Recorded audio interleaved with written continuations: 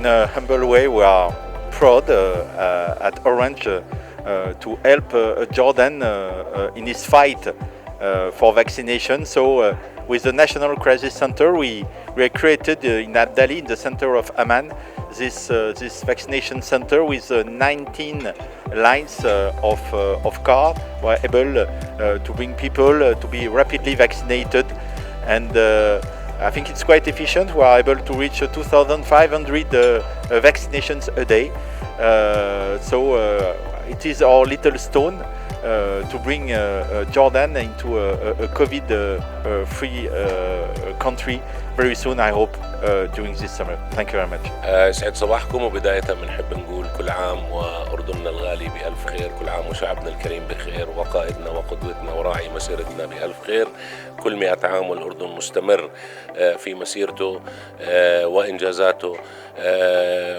واليوم احنا بنشهد شراكة حقيقية ما بين القطاع العام والقطاع الخاص، ما بين شركة أورنج ووزارة الصحة ومركز إدارة الأزمات في إنشاء مركز لتطعيم بقدرة 2500 شخص يوميا. الحقيقة صح لنا أنه احنا نطلع على هذا المركز عند دخولنا إلى القاعة.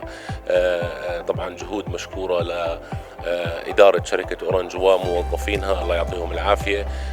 قطاع الاتصالات كان من القطاعات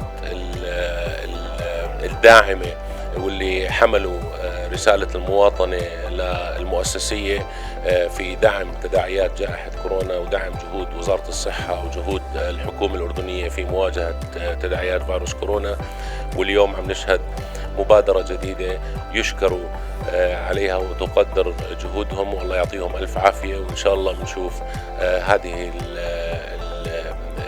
نشوف كل المؤسسات الأردنية في كل القطاعات عم تحمل رسالة المواطنة وعم بتقدم وعم تلعب دورها المجتمعي في دعم الجهود الوطنية لمكافحة تداعيات هذه الجائحة أو لدعم المجتمع المحلي. وإن شاء الله بنشوف مبادرات أكثر.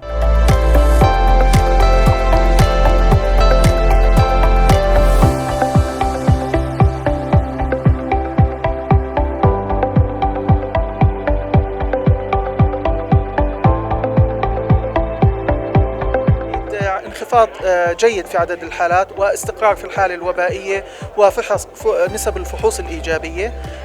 اليوم قدراتنا الصحية خلال الأسبوعين الماضيين استطعنا أن نزيدها بأكثر من 500 سرير أصبحت بحمد الله قابلة أن تعمل في مستشفياتنا الميدانية. واليوم نستطيع أن نقول بكل ثقة أن مستشفياتنا الميدانية قابلة أن تعمل بكامل طاقتها بشكل ممتاز، وبالتالي نحضر اليوم إلى استقبال لا سمح الله أي زيادة في أعداد الحالات التي نرغب بأن نتجنبها من خلال حملات كمثل هذه الحملة اليوم، وهذه الشراكة بين القطاعين العام والخاص لرفع وتيرة التطعيم وزيادتها حتى نستطيع أن نحقق أهدافنا بتطعيم 4.5 إلى 5 ملايين نسمة بحلول الأول من أيلول.